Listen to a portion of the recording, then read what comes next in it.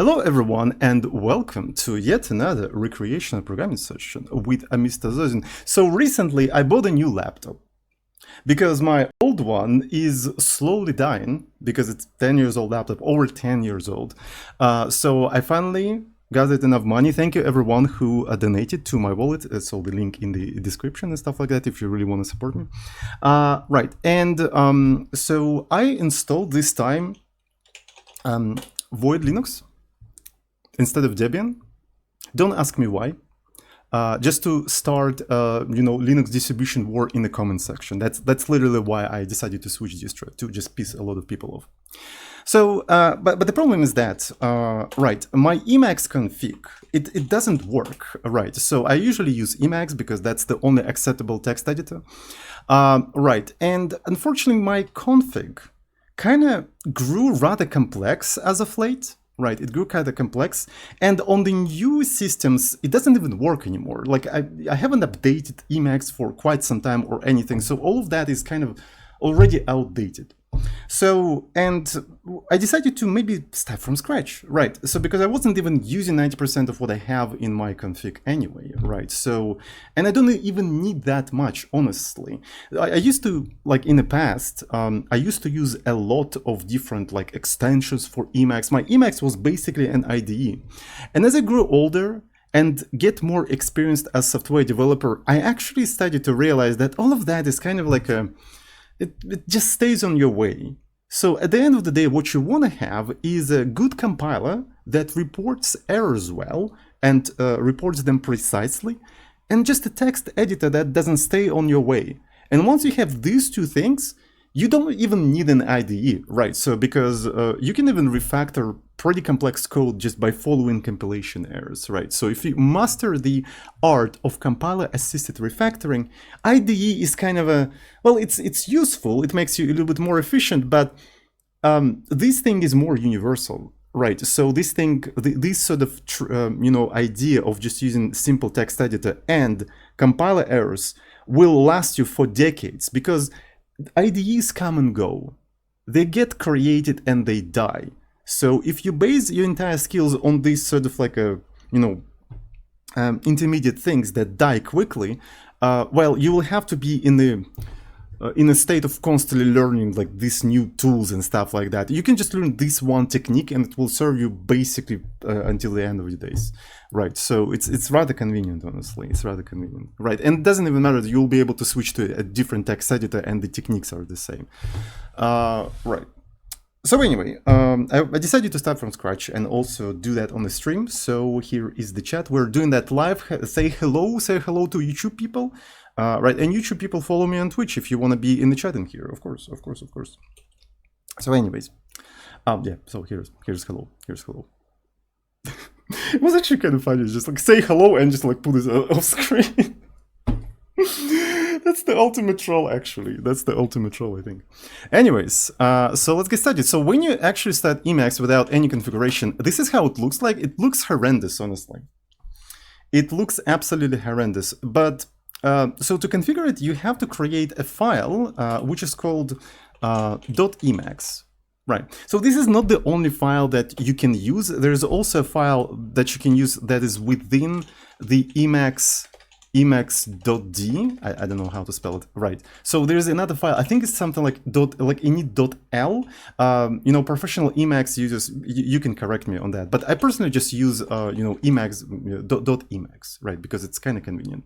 So you can think of Emacs as just a Emacs Lisp interpreter, right? So it's just an interpreter, and the actual editor is just written. It's just written in that Emacs Lisp.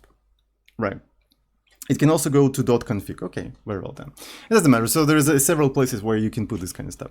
And the idea here is that when you start up Emacs, it takes that file and just evaluates it as an Emacs Lisp file, as an Emacs Lisp script. So that's basically what it does. And essentially what you can do, you can put all of your configuration in there, and your configuration is going to be just basically Emacs Lisp code that gets executed on the start. So that's basically what it is. That's how simple you configure that. Right, I suppose it's the same with Vim and now Vim and stuff like that. Right, so let's actually get started. So first of all, I can kill this splash. Splash is a separate buffer. Right, so, and there is a scratch buffer, and in a scratch buffer, you can basically put whatever. So they even explain you, like, this buffer is for text that is not saved and for Lisp evaluation. To create a file, do blah, blah, blah, blah, blah, blah. So as you can see, the first offender of the look and feel of Emacs is the toolbar and menu bar. What the fuck is that shit? Like, honestly, I personally don't even understand that. Like, I personally don't even understand. It's not like somebody non-technical is going to use that editor anyway. Like, you don't have to cater towards people who don't know how to use computers. Right, you can just like nuke all of this stuff right away. It's just because the first thing people do when they start Emacs, they just remove all of that shit. It's like, for newbies, we have VS Code. Seriously, just like leave all of that shit to VS Code. Serious people don't need all of that stuff. Anyways, so the first thing we want to do, right? So all of these things, they're basically modes of Emacs. Emacs based on modes, right? So, and there's major mode, and major mode is the basically mode, like it's a major mode. Right, and there are minor modes which are additional things to the major mode. So as far as I know, these like toolbars and menu bars, they're minor modes, and you can literally disable them. So essentially you can write some code like toolbar mode, and if I'm not mistaken, to disable it, you just put -1 in here, right? So this is Lisp, by the way. So we're calling function toolbar mode with an argument -1, right? And this is basically how S expressions work, right? So if you want to know more about S expressions, I really recommend to actually Google them up. So S expression. Can I do that in English, please? Can I do that in English?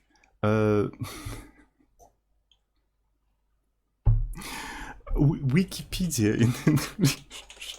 I swear to God, search engines, I already said that in the pre-stream, but you can actually see that. Search engines are fucking dead. They're fucking dead. Just use LLMs. Don't Google that. Just ask like your ChatGPT or something. It's just like, this is unusable. This is so dumb. Anyway, so let's actually open description. I'm going to put that stuff in the description in here. So this is S expressions, right? So if you want to program in Lisp, you kind of have to know how S expressions work. Right, so if we evaluate, you evaluate this thing with Control X, Control E. And as you can see, the toolbar has been nuked. It doesn't exist anymore. So I don't know how to enable it. I think you just do it like that. Yeah, so I can enable it. Right, so I'm going to put -1 in here and I just disable it. So I also have this menu in here. I also don't need that shit. So what I'm going to do, I'm going to actually do menu bar mode -1, right, and I just like do it like that. So what's interesting is that if you close your Emacs and open it again, it's not gonna appear again, right? It's not gonna appear again. So what we have to do, we have to put all of that code into .emacs, right?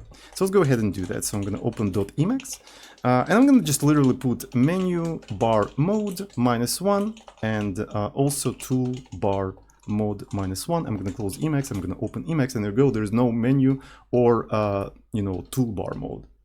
So that's how we do that. So that's how you configure Emacs. So you just slowly pile some stuff in your .emacs, and this is just the code that gets evaluated on startup, but it's also the code that you can evaluate within Emacs itself, because it's an interpreter. It's like working within you know, Python interpreter. You can like evaluate some things right away, but then at some point you can just put that stuff into like init script, and it will just like, you know, evaluate it right away, like on the start. So remove borders, I don't usually like to remove borders, so I think it's totally fine. So one of the things I want to remove is this stupid splash screen. So that's one thing I want to remove. So I don't really remember how to remove the splash screen. So I think I'm going to use my .files config, right? So I put all of my configuration, public configuration in .files. I have no idea why people submit me pull requests to my personal config. Like, what the fuck is wrong with you? Why the fuck you do that? It's my personal config. It's not supposed to work anywhere except on my machine. If something doesn't work for you, well, clone it, fork it, and fix it yourself. Like, why do you submit me pull requests? It's like, dude, like, honestly, I just don't understand that mindset. Like, I just don't understand it. So these repo is just for your personal information as a reference, right? So you're interested how I did a certain thing. This is how I did a certain thing, right? So it doesn't have to be usable for everybody. It's my repo. It's for me. So sometimes I put even some things that don't make any sense on other computers except mine. It's just like it doesn't make any fucking sense except my computer, because, for instance, I have a computer with a specific name in the network, and I just put that name, hardcode that name right in there.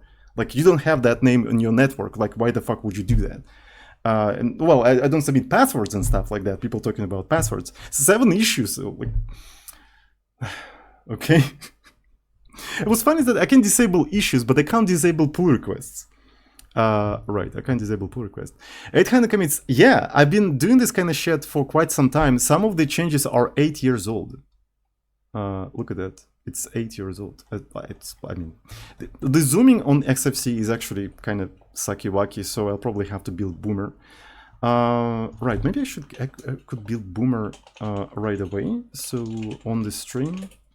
It's written in Neem. Fuck. Now I need to like download Neem and stuff like that, and it's just like I think I should just rewrite this shit in C already. Just rewrite this shit in C. Just rewrite this shit in C. Just rewrite this shit in C. Just rewrite this shit in C, and eventually you'll see. Just rewrite this shit in C. Just rewrite this shit in C. Just rewrite the shit and see. Rust is just a fallacy.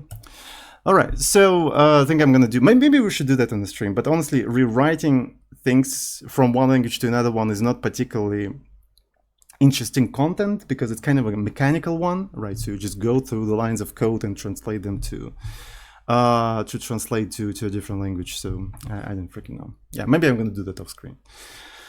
We'll see. Eventually we'll see. How do I disable this splash? So I have a like bunch of code in here. So something about splash, I do remember that. Oh, look at that. I even disabled, in the original code, I even disabled like a scroll bar. So there's a toolbar. Here I use 0. Honestly, I don't kind of remember like what kind of arguments you put in there. Sometimes you put -1, sometimes you put 0, and I don't know what's the difference. The cool thing about Emacs is that it's self-explorable. Actually, it's self-explorable. You press Ctrl-H-F and it asks you to describe a function. You can literally put a function in here, like toolbar mode, and it gives you documentation for this thing. Like you can just read it right away, right? So, and let's actually see about arg. If code from Lisp toggle the mode arg is toggle, enable the mode if arg is nil, emit or is positive number. Enable mode if arg is nil, emit it or is a positive number. So that's why it was disabled when it was negative. Disable the mode when arg is a negative number. Very interesting. Okay, so it's kind of weird, but I mean, it is what it is. So I also disabled toolbar, menu bar, scroll bar, and I enabled colon number mode, right? So I can have numbers, and I also set show parent mode. So it doesn't show parents. Yeah, by default it does show parents. I think this kind of option is already sort of obsolete. But one of the things I probably want to do is just like add these 2 things to my Emacs. That's for sure.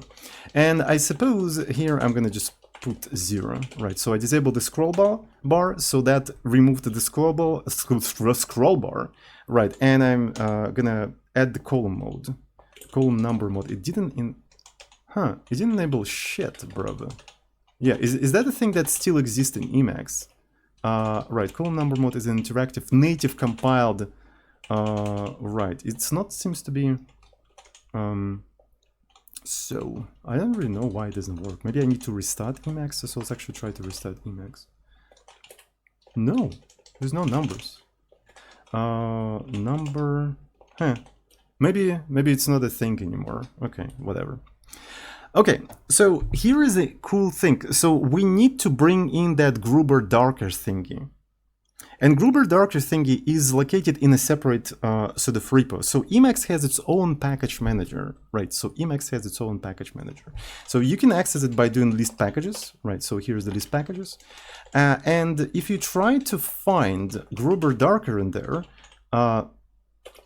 Non-GNU. It's available in non-GNU part. Oh. So do we have any professional Emacs users? What is the current status of Melpa? So Melpa was a thing long time ago, at least at the time when I was using Emacs, like very actively, was configuring and stuff like that. Right, it's sort of like a third-party repo. Right. Melpa is still used. Okay, Melpa is still used, but what about this non-GNU thing? What's up with this non-GNU? What is non-GNU?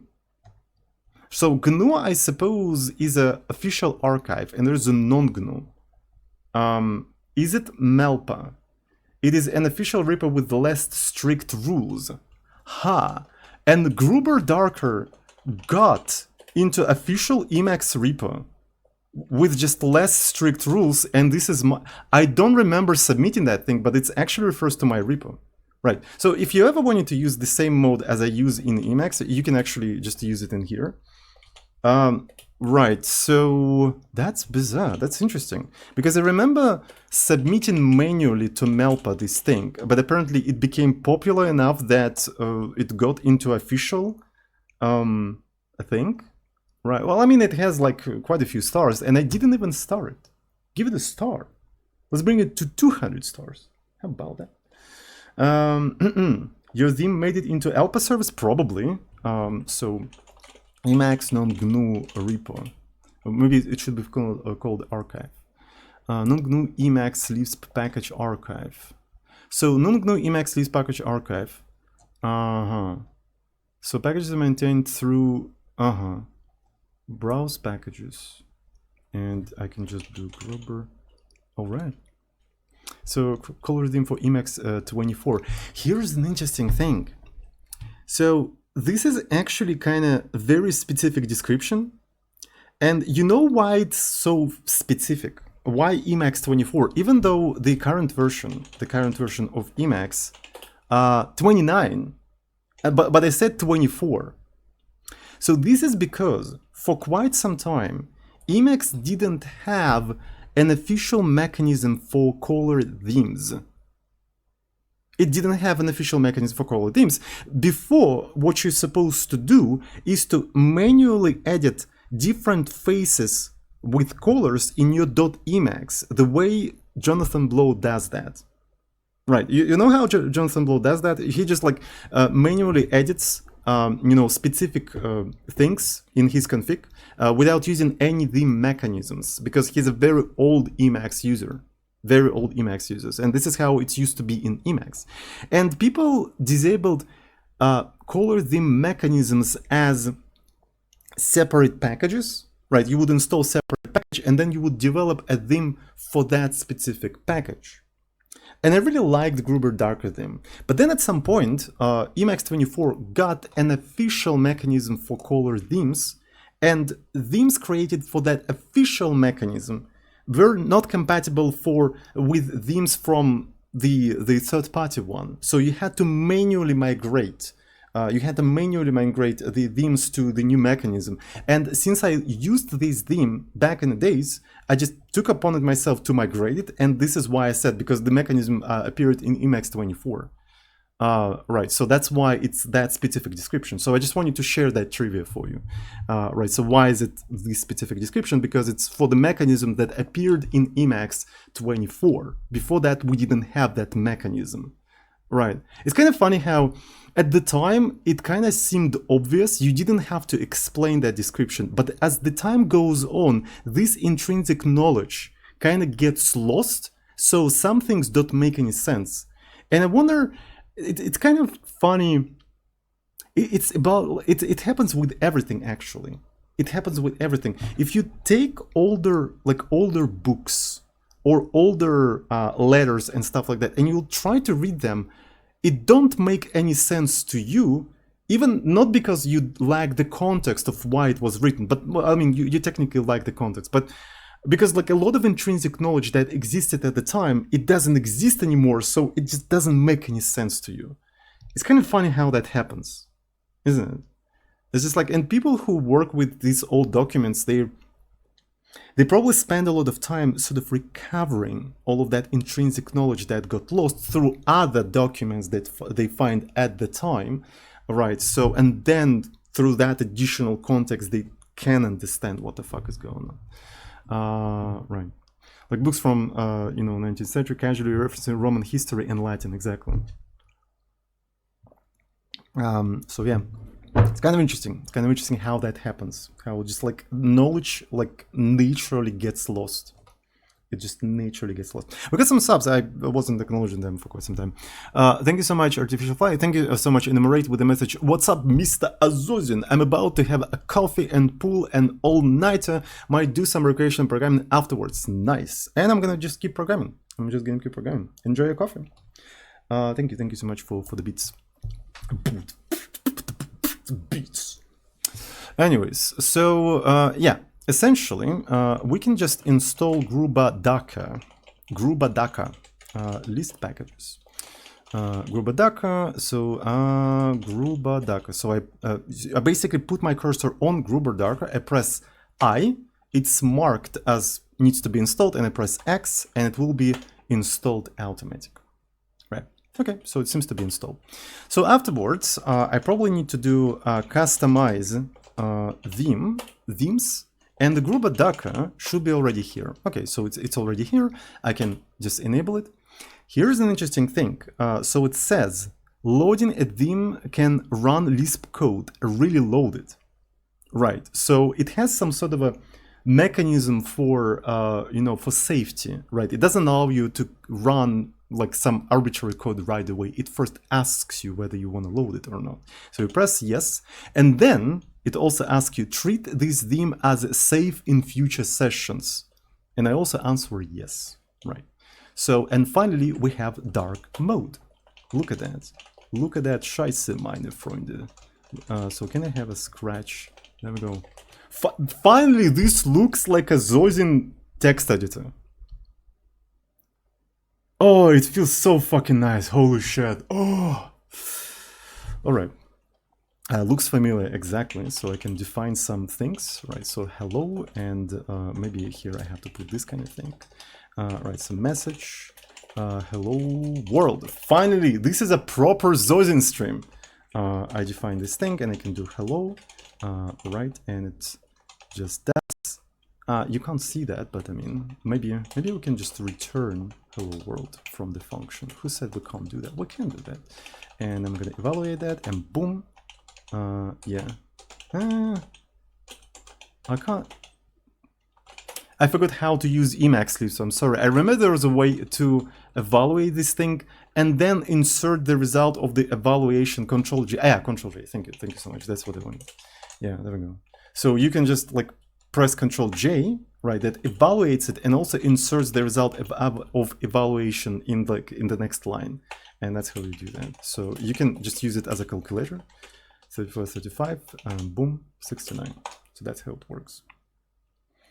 Right, that is epic, my friend. That is epic. So the next thing we need to do. What's funny is that once you use this automatic customizable things, right? Once you use them, they actually modify your Emacs config, right? So this is the things that we edit manually, and this is what Emacs edit automatically.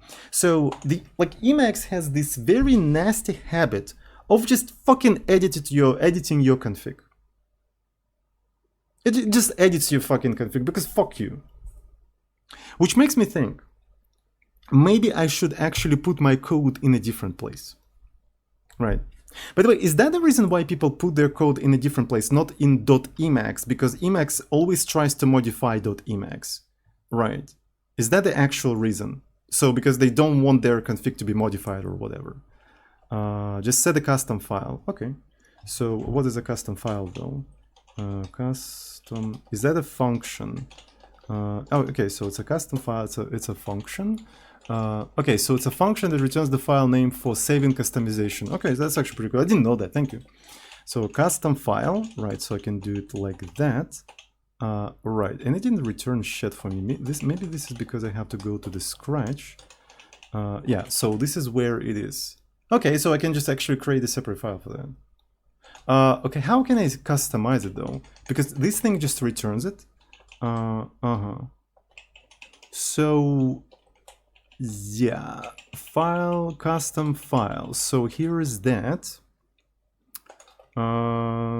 So custom file, maybe set custom file. Nah. So let's try custom file. Set q custom file. So, but the custom file is a function. So that means there is a variable custom file. Oh yeah, okay. So there is a variable custom file. Okay. So there is a function and variable with literally the same name. So, and it works because I think Emacs Lisp is a Lisp 2. Yeah, Lisp 2. People know. We have so many people who actually understand stuff. Okay, that's actually super cool. So there in Lisps, there is a concept of Lisp 1 and Lisp 2. And 1 and 2 refers to the amount of namespaces. Right. So Lisp 1 means that there is a shared one single namespace for variables and functions. Lisp 2 means that there are separate namespaces for variables and functions. Right, so Emacs Lisp, Common Lisp, all of these sort of like Pythonish Lisps, which are not really functional programming languages, they are more like imperative programming languages, they are Lisp 2s. Right, so, and they distinguish whether something is a variable or a function depending on the context, right? So because you can only use a function name in a very specific context, you can use them as a first element of the list, right? Because this is the function call. Right, you can't put a variable in here, right? So you have to put a function in here, right? And if f appears in any different place, it is recognized as a variable, right? So it's kind of relatively easy on the interpreter level to distinguish functions and variables. That's why it's two separate namespaces, right? So it's just like you don't have to look up in both spaces. Depending on the context, you know in which namespace you have to look into that stuff. Honestly, I think the single namespace is better. Yeah, I also think so. But I mean, Lisp, Emacs Lisp and Common Lisp are very old languages. People at the time didn't really know that much about language ergonomics. So if you look at the older languages, you may notice that they're not very convenient. They're kind of clunky and it's just like kind of weird and stuff like that. And I think this is due to people just not knowing what an ergonomic language looks like, right? So because we as a humanity didn't have that much experience in programming in the past, now we have way more experience in programming. Now we know what kind of things we actually want, what kind of things are actually convenient. Do you use Vim motions in Emacs? No, I use in Emacs native things. So yeah.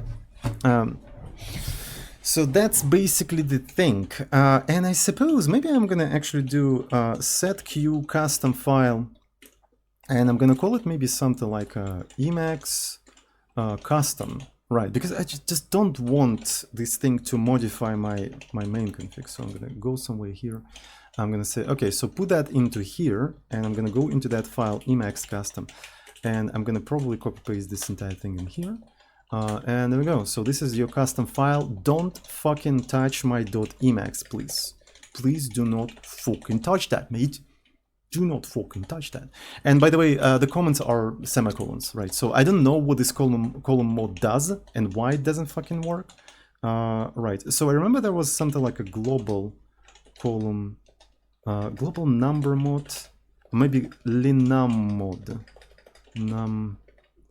global display line numbers mode. Yeah, this is what it is. There you go. Look at that. Display. This is what we want. Display global numbers mode. Right. So I can probably disable it like this. Was it global display line?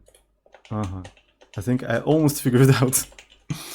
Line numbers, yeah, and then I can enable it. There we go. So that's pretty convenient. So we don't need that one, we only need this one. So that's pretty cool. So damn, look at that. So what's funny is that this is pretty much everything I need these days, I suppose. I probably not need edo mode. Do you guys know what is an edo mode? You guys know what is the IDA mode. So at the bottom, I had this very cool thing where I just type and it automatically searches and actually ranks this stuff. Right, but you don't have that by default anymore. You have to actually explicitly enable it. And it's not even a third-party package. It comes with Emacs. It's just disabled because fuck you. We don't want Emacs to be popular. We don't want Emacs to be convenient. Yeah, we also need to do relative numbers. I don't remember how to do relative numbers. Like, IDA is so universally fucking useful. I have no idea why it is not just enabled by default. So IDA mode. Right, so, but it's kind of difficult to see. So first I want to actually increase the size of the default font. So we're going to get to that a little bit later. So, so I think it's kind of weird. Look, I feel like I get to receive the things. Okay, so something weird with my log. Anyways, so let's go. What I want you to do. I want you to increase the size. Yeah, relative numbers. So displaying line number type. And it's a customizable variable. So here's the thing. In Emacs, there are global variables, right? And you can set them with just set q, like you do in any Lisp and stuff like that. But you can actually customize them, right? So you can say customize variable. Right, and you can put the name of the variable like displaying line number type, and it gives you UI through which you can customize this thing. Right, so, and what we can do in here, so the default type of the line numbers is to display line numbers mode. Okay, so can I just press that one? Yeah, so group, I don't see it, where is it? Okay, so yeah, value, very convenient UI, by the way. So value menu, right? So in the value menu, you can do relative line numbers, relative visual line numbers, absolute line numbers. Okay, so we're gonna put 0 in here, and then I save this entire thing, and it didn't do shit, honestly. It didn't do shit, and it... Okay. It saved this thing again because the customized file is not modified. I see. Yeah. So I probably have to set this thing. Right, and let me put that stuff, Emacs custom. So I forgot to update this entire thing, so please forgive me. I don't see any modification in here. That's kind of weird. So can I customize variable one more time? So the name of the variable is this thing.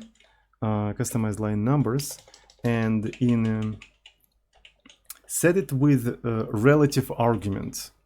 Okay, relative visual lines. So maybe I have to put 1 in here. I have a feeling that it doesn't automatically. Yeah, I think it doesn't automatically reevaluate that stuff, right? So relative. So maybe if I do something like that. Oh, finally it works. Okay, so if I do visual, or if I remove it at all, it doesn't change anything. Okay, so it's a relative. All right, so let's keep it in here. Another thing I would like to do, honestly, is just to put L in here, right? So when I open this entire thing, like Emacs custom, right, I can do something like that. So we don't need any of that stuff anymore, right? So Emacs custom.l, right, and it automatically enables highlighting and stuff like that. Okay, that's cool. That is cool. I set up my Vim just copying the config file.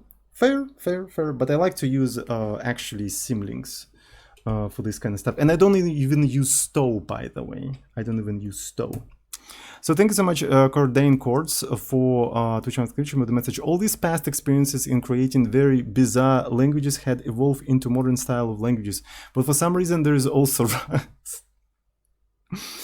Well, I mean, Rust tries to think about ergonomics, but not too much, because safety is more important than your ergonomics, right? Safety above all. Safety above all. If safety means that the programmer has to suffer, so be fucking it. Fucking suffer safety. Think about the children. That's basically Rust. Seriously. That's basically Rust. Safety above all. Right. So if that means you have to suffer, if that means you have to hate your life, so be it. So be fucking it. Think about the children. This is a moral. This is not even technical issue. This is a fucking moral issue. So the actual innovation Rust did, they turned using a specific language not in a technical issue, but into a fucking moral issue.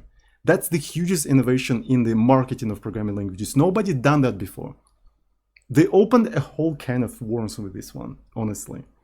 They opened a whole can of worms, I'm telling you.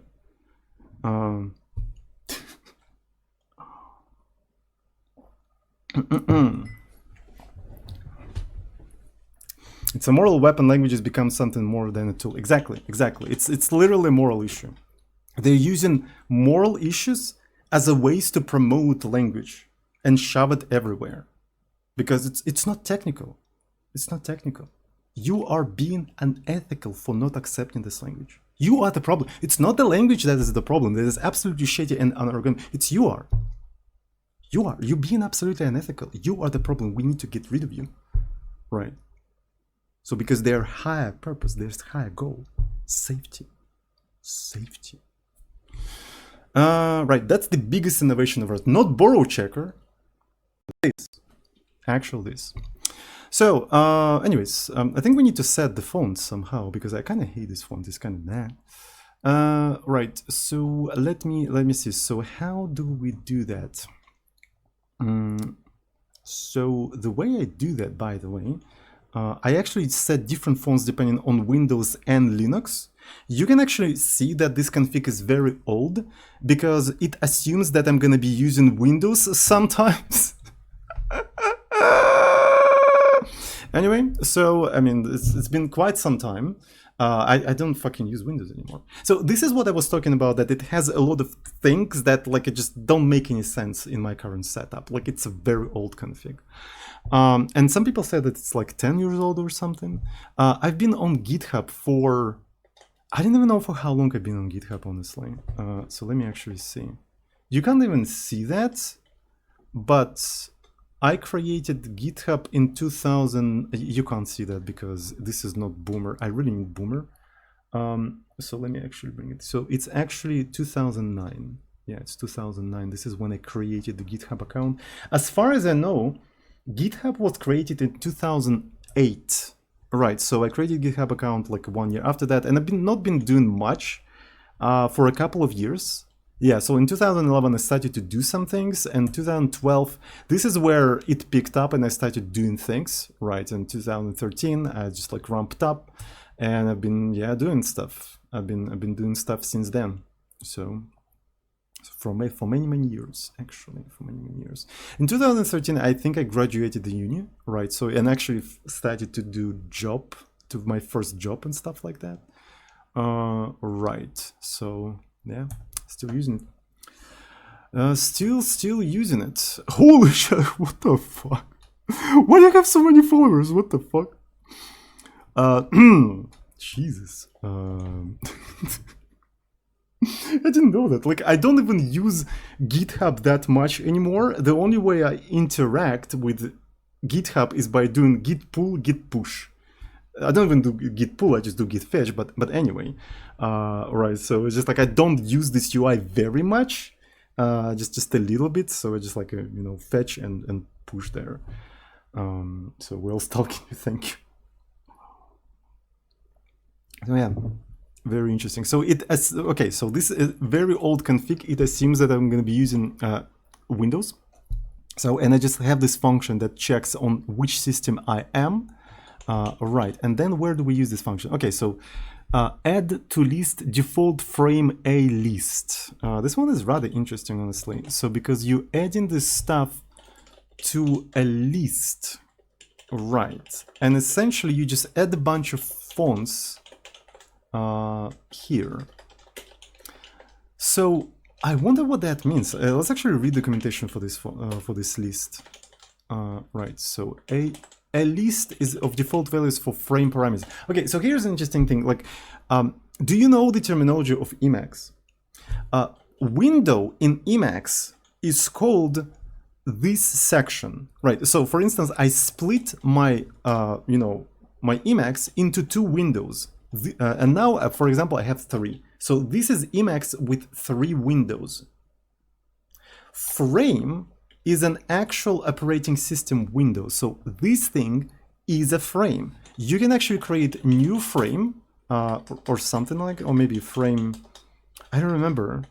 New frame. How do you create a new frame? Oh, make frame. Thank you so much. Make frame. You can actually create a second window, and this is second frame, and these are part of the same process. This is a single Emacs process that has two frames. But the sections within a frame are called windows. X5 and thank you so much. Thank you. But I mean, I don't really use separate frames that often, so that's why I don't know. Right. And who knows why it is like that? Who knows why the terminology is like that?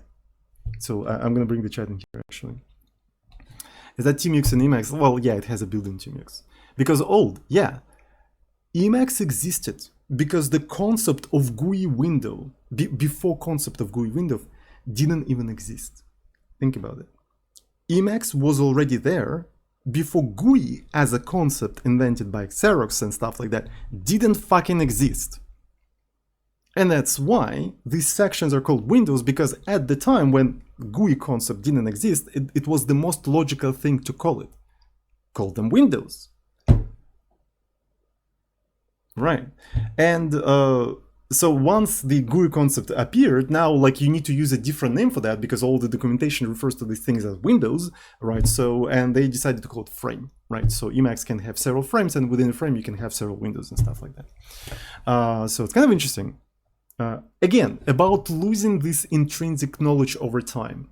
At the time, that name made sense, but as the time goes on, things keep changing, and you look at the same thing in the future, into the past from the future, and it's just like it doesn't make any sense anymore. Doesn't make any sense anymore. Anyways, so that's why it's called frames. And frame, default frame a list. It's basically a list of parameters to set for the frame, right, for your current frame, which is kind of cool. So you can set width and height of this thing, and you can also set the font for the frame. When you're customizing the font, you set in font for the frame, not for the window, right? So, and there's also a version of Emacs that doesn't have any windows, right? So you can do Emacs and W, and it creates this version of Emacs that is, you know, terminal, and it also works, and it doesn't have any frames. Maybe technically it does have frame, but it's a single frame, right? So, and because of that, when you're customizing the font, you're not customizing it for window or for Emacs itself, you're customizing it for a frame, right? Since terminal Emacs doesn't have concept of frames, it doesn't make sense there, I think. I think that's how it works, but I might be wrong actually. Right, but that's roughly what it means. Anyways, so here I just add parameters, right? So, and one of the parameters for the frame is going to be font Józefka.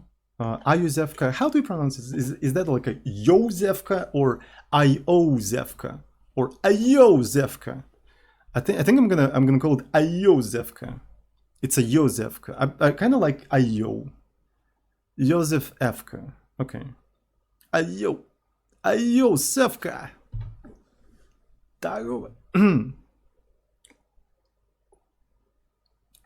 Ayo.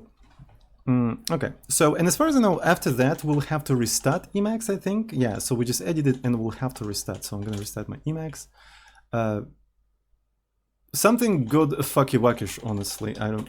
Well, I mean, yeah. So something didn't fucking work. Oh, you also need to load that. All right. That's kind of bizarre. So you set the custom file to that.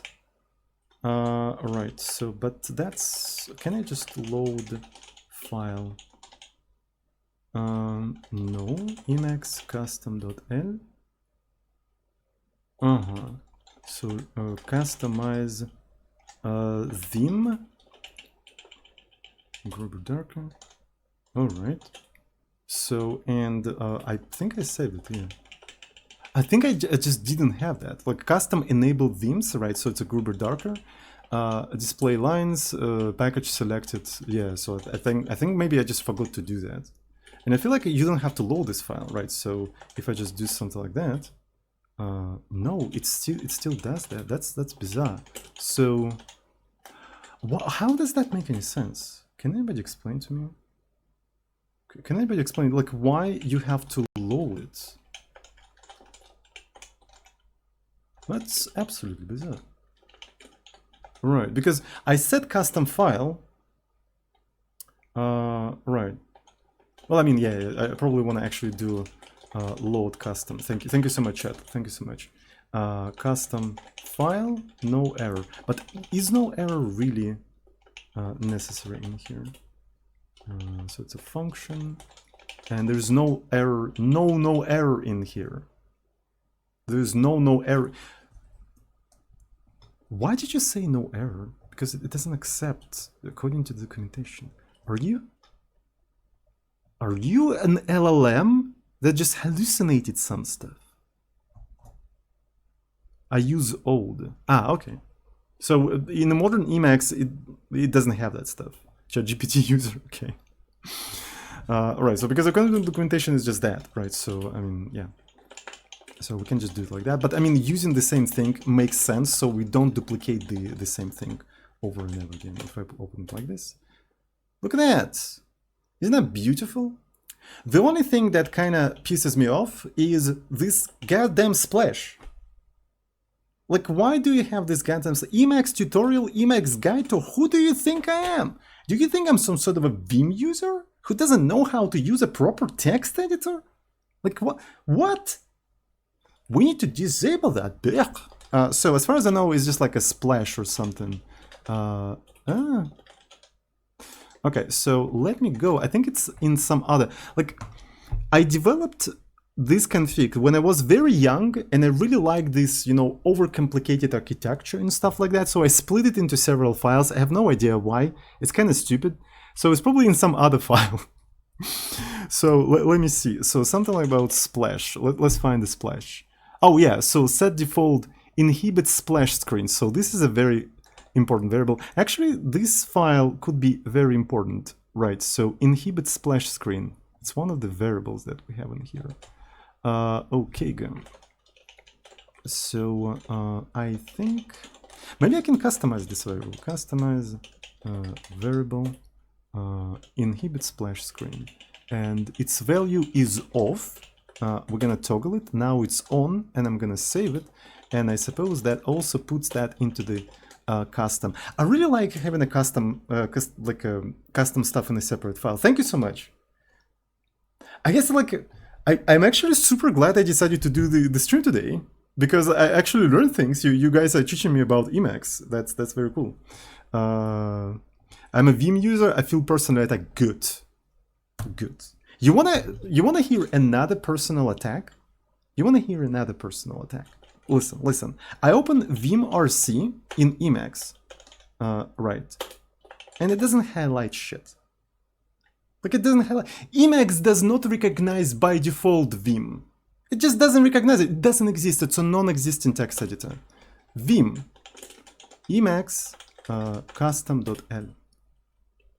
What is that? Oh, how cute! So it recognizes it. Emacs doesn't even know Vim freaking exists. Vim has to add support for Emacs because it's a real text editor that is used by serious people. And sometimes serious people need to SSH to some machine and edit some .l files, and they get really pissed off when it doesn't highlight it properly. So yeah, Vim had Vim had to add support for that.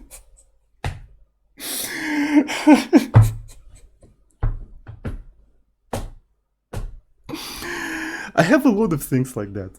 Dude.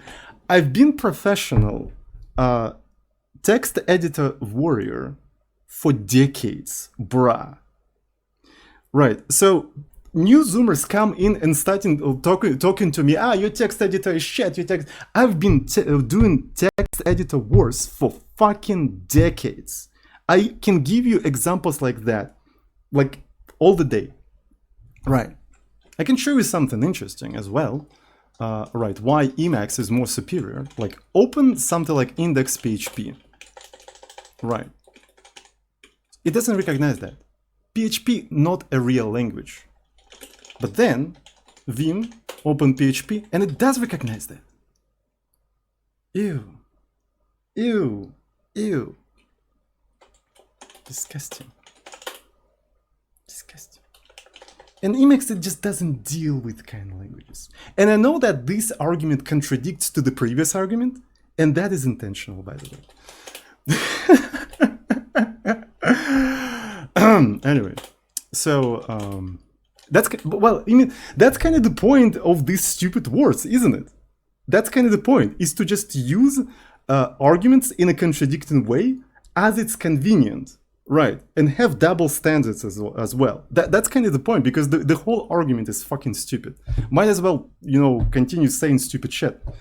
So yeah. Anyways, so let's go.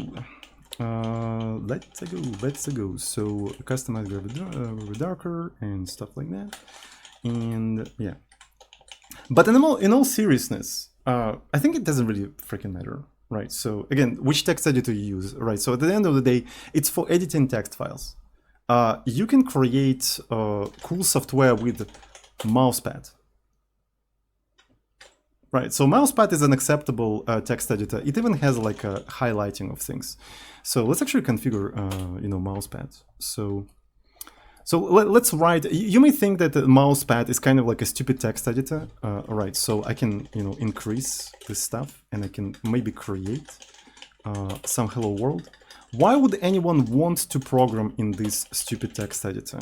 So let's finish the hello world. But it's highly customizable.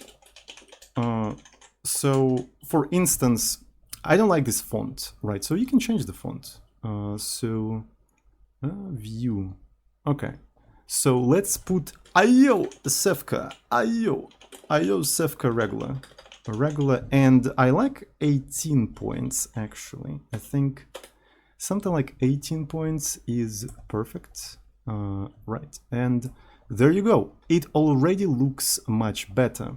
So you can show line numbers. It's kind of difficult to see, but this is because the color theme is non-existent. I kind of like a bolt, right? So here is that. I can maybe manually increase the amount of stuff in here.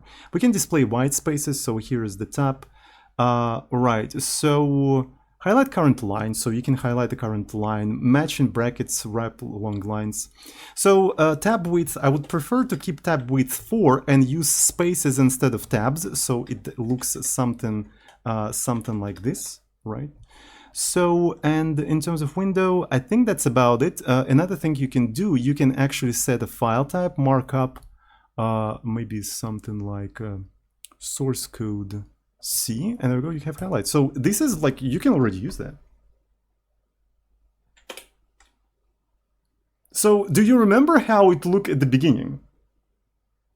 But now, like, you can actually develop shit in it pretty comfortably, right? So there's different themes and stuff like that. So Kate theme, if you're into like a bright themes, Oblivion, that's a little bit better. Tango, but I kind of, for this one, I kind of like Cobalt. So yeah. So it doesn't freaking matter. It's pretty convenient. Yeah. And people use this, by the way. People actually use this.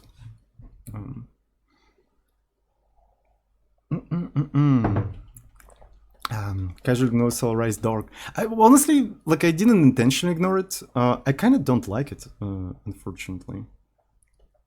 It's too low contrast. I have a little bit of a problem with my vision because and that's why I wear glasses. And I kind of prefer more contrast for my themes, right? So it's just like, the colors are cool. It's just like, if only it had more contrast, right? If only it had more contrast, I would probably like it more. Yeah, it's too low contrast for me. So something like Cobalt is a good one, right? So. All right, so, and the Gruber Darker also has like a very good contrast, and that's why I like it as well. So does anybody remember what I was doing? Does anybody remember? So I was trying to inhibit splash screen, so that's probably what I was doing. Okay, so Emacs, customize, right, custom, Okay, that's cool. So make backup files. Okay, so this one is interesting actually because Emacs has a very nasty habit. So let's actually take a look at this stuff. So let's go to prob. Oh, the latest Emacs actually tells me how much gigabytes is available in the current drive. What the fuck? So, and the version of Emacs is 29.4. On my old laptop, it was using actually 28 or something. Right, so 28 or something. Technology pog, yeah, exactly. All right, so let's create main C. Right, and what I can do, oh my god, this is so cool. Finally, I'm at home. Do you want me to show something interesting? So, here is the, like, how Emacs indents things. So if you actually have 4 spaces somewhere, oh, it doesn't do that anymore? Oh, I think it's just a second. It's so stupid. Yeah. So by default, it indents with spaces, but as soon as you hit 8 spaces, it just uses tab. It just fucking uses tab all of a sudden. Yeah, I hate C mode so much. It's so goddamn fucking stupid. The official C mode is just fucking stupid. You have to spend time configuring it and stuff. Right, so you have to really spend time configuring it. And that's why I use simp-c. Right, so I can actually show you simp-c. And it's not even that fast. It's just like it's so fucking slow, right? So here's the simp-c. It's basically a simple version of C mode. And justification for that is that the C mode doesn't work with big files. I think I already showed that multiple times. If you try to open, for example, amalgamated SQLite 3, and for those who doesn't know, amalgamated SQLite 3 is you take all of the files of the source code of SQLite and concatenate them into a single file and compile it as an executable. It is a thing that people do, actually. It's just like, it enables more optimizations because the compiler knows how different functions interact with each other, right? So, and if I download this entire thing, so we can even, yeah. So the size of this entire thing is 7 megabytes essentially, right? So it's a 7 megabytes, or almost 8 megabytes. So we can also maybe do something like compile, right? So cat SQLite WCL. It has 222,000 lines of code. Right. So that's how many lines of code it has. You try to, I'm opening it. Right. So I open it and then I try to scroll it. So I'm trying to scroll. Oh. Okay, I'm going to the next line. Right. And it didn't go there right away. Right. So let's actually open it. So it takes some time to open. I instructed to go to the last line. 1, 2, 3. It takes several seconds to go there. Actually, I just realized that I'm on a new computer, right? But even on a new computer, look how much time it takes. It's fucking insane. Like, it's fucking insane how much time it takes. Right. And I'm also using SSD. Guys, I'm also using SSD. Go to the end file. 1, 2, 3, 4. What the fuck is that? Modern computer, SSD. What the fuck is 4 seconds? Now, let me show you something interesting. I'm gonna rename this entire thing to txt. Right, I'm just renaming it to txt. I open it up. It opened instantly. I instructed, go to the end. It went instantly. Computer is fast. Hard drive is fast. Emacs is fast. Freaking C mode. Freaking C mode. Who developed it? I want to look into the eyes of the people who developed C mode for Emacs. What the fuck? Why are you undermining the success of your favorite text editor? By all of this crap, by all of this bloat, you are undermining Emacs, the very fucking text editor that you like and use. I swear to God, there's some sort of like a Vim spies among the Emacs developers. There's Vim imposters. They're intentionally putting slips in all of these modes to make Emacs appear slow. Because by itself, it's fast. It is fucking fast. So Vim sabotage, exactly. Anyway. Right, and that's why I created SimpC, because to combat that, right? And I wonder if SimpC is actually available in Emacs packages. It probably not. It's probably not available. So let's actually see SimpC. No, it's not available. Right? Of course. These Vim imposters among the Emacs developers, they're actually preventing actual genuine Emacs developers to adding this SimpC mode to the official repos. They're fucking doing that. They're fucking doing that because that exposes them. Fucking exposes. The imposters, exactly. The imposters. Vim fucking posters. So, and the thing is, the way I install SimpC mode, by the way I install it is actually I have a folder usually which is called Emacs local, right? So it is called Emacs local. So I should go somewhere rexim.files. And by the way, Rexim is my nickname, my usual personal nickname. Tsoding is the name of the project of recreational programming, right? So, and that's why you can see me online as either Rexim or Tsoding, right? So kind of people treat Tsoding as my name, as my nickname, which is fine, I guess. I guess by now it's my second nickname, right? So, or Alexei. Well, I mean, it's my personal name, actual legal name. So, I'm Mr. Azuzin.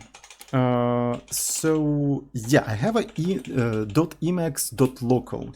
So it's for things that are not part of any repo. So I just copy these files in there and I just load them from there. So that's it. So it's actually very easy, very convenient. And I suppose one of the things I want to do, I want to symlink that specific folder. Right, so let me go into the manifest. So I commented out linking Emacs local. So let me quickly uncomment it. And I'm going to just do deploy. And that automatically symlinked the whole thing, right? So it's symlinked into the home folder. So yeah, I'm basically using symlinks for my configs, but I'm not using GNU stow, right? So I've already talked in one of the previous streams, right? So GNU stow is very popular. Some YouTubers popularized this thing for their config and stuff like that. But I use this kind of approach for a very long time, right? So essentially I have just a manifest file which describes how I want to link certain files within the repo, right? And then I have a simple bash script that parses that manifest file and just like links everything accordingly. And it's 50 lines of code, actually. It's very simple. That's the entirety of the thing.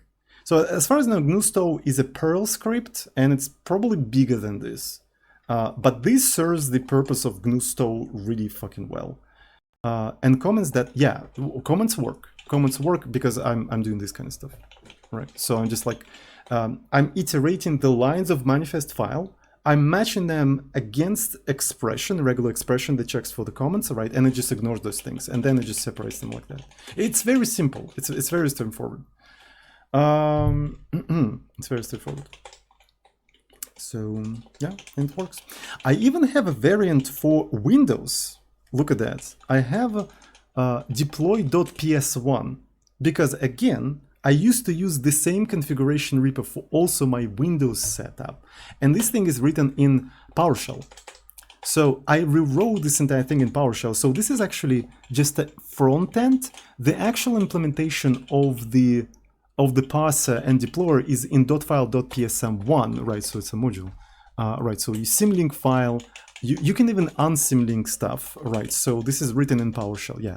So the idea was that I have a single repo for both Linux and Windows, and they use the same manifest files, right? I even had like a separate manifest file, like for Linux, for instance, manifest Linux. So this is for both Windows and Linux, and this is only for Linux that doesn't work on Windows, right? And all of that is synced up, and all of that is in a single place, but I don't really use Windows anymore, so the Windows part of this config is kind of obsolete at this point.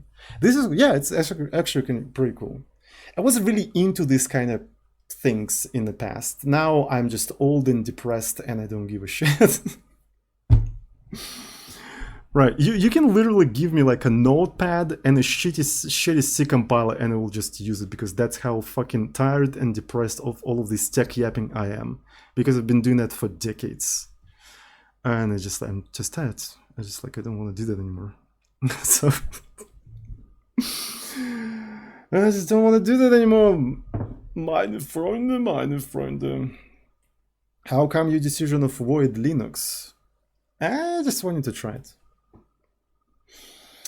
MSVC and Notepad is based. Yeah, a lot of actually like really hardcore low-level developers on Windows just use MSVC for compiling and debugging. And for editing, they use usually something else, like a proper text editor. Maybe like a Sublime or Emacs or whatever. Notepad++. Notepad, CMD, NCL, yeah, exactly. It's funny is that these days, I primarily use only like 3 programs on my machine. 80% of the time. It's text editor, terminal, and a browser. Because browser is the new operating system. And the operating system kind of took a role of BIOS, essentially. Right. So operating system is more like a supervisor for actual operating system, which is a browser these days. Right, so... anyways. So that's pretty poggers. What I was doing... I think I was talking about... yeah, backup files. Okay, so I sim-linked the Emacs local. So, and that means, yeah, so here's the simc mode. It's very simple. And does it do auto load? It probably doesn't, right? It probably doesn't. So I will have to explicitly disable cmod first, and then assign, you know, simc mode on the .c files. On the .c files, we'll get some subs that I probably didn't acknowledge. Thank you so much, John D. Resta, for Twitch contribution with a message. Now that you have a new laptop, you can finally give Visual Studio Code a try, Pepe Love W. I already tried Visual Studio Code. So even on my old laptop, and I absolutely fucking hate it, because the first thing Visual Studio Code does when you first popping it up, it reminds you that it was created by Microsoft. It starts bugging you insanely with different shitty pop-ups all over the place. Oh, install that plugin, install that plugin. I'm a Microsoft software. Fuck you. This is not your computer anymore. This is my computer. I'm gonna modify things. I'm gonna do something. Fuck off. X kill that bitch. X fucking kill it. So it's just like, no, I'm not installing it. I tried it some time ago. I just like can't fucking use it. It's so goddamn annoying. It's so goddamn fucking annoying. It's like you can feel that it was created by Microsoft. Kill 9 that bitch, yeah. Exactly. Visual Code is as, but I use it because I basically always used it. It's understandable, right? So I'm being dramatic and exaggerating because I'm streaming right now, but at the end of the day, I do understand you. I kind of don't like Emacs either, because how overbloated it is and how quirky it is. But unfortunately, Emacs has a few killer apps that I just don't know how to fucking replace. One of the killer apps it has is compilation mode. Right, so I know that Vim is capable of doing the same thing, I know that. But compilation mode, first of all, works out of the box, and by default all of the settings work exactly as you want. It is insane because it's just like, it just works as it's supposed to work right away out of the box, and it's just like you want to keep using it. So in compilation mode is essentially, it allows you to run an external program. It collects the output of the external program and parses it and looks for file : row, right, and turns it into a linkable, clickable link, which you can click and it automatically jumps to that place. I know Vim can do that, but it's just not as convenient as in Emacs. It's just like not as convenient. So there is a compiler in Vim. Well, maybe we can try that, but I mean, it's just like, this is an absolute killer feature. It's such a fucking killer feature that I tried to implement it as a separate application in Rust. So there's a thing called CM, compilation mode. So Emacs compilation mode, like TUI application. So, and the point of this entire thing, I think there is even a demo in here. Look at that. It's a a schema demo which demonstrate how it works, right? So you have a source code file, you GCC this file, and it's not going to compile. Look at that, right? So you redirect that into CM, right? And it basically allows you, it parses everything, it allows you to actually jump to the places through any text editor. So here I use Emacs, but then you can customize it to use Vim actually. Right. So essentially I was trying to take the compilation mode of Emacs and basically make it integratable with any text editor. Right. Make it integratable with any text editor. But it didn't really go anywhere. Maybe I'm going to go into that in the future. Right. We'll see. We'll see. Maybe in the future we'll go back to this thing. Right. So let me actually put that in the description. Right. And another thing I probably want to put in here is simpcmod, right? Simpcmod. So for me, this compilation mode is an absolute killer feature. So do I have C? So I think I lost it. So I'm gonna go to prob and I think I need to restart Emacs just in case. It's pretty convenient actually already. It's already usable, honestly. It's already usable. So remove that. Main C. Okay, so let's create a hello world. Let's create a hello world. Main. And I use a compilation mode all the time on my streams. You probably noticed that. You probably already noticed that I use it all the time on my streams. Right, and if I try to do compile, just a second, and I do cco main.c, right, as you can see, it ran and collected the output, and now this thing is a clippable thing that just jumps there. Like Vim can do that, but I tried to use the Vim thing and I could never get used to that. This one is just way more convenient. It's just way more convenient, I'm sorry. Right, and just integrates with everything else really well.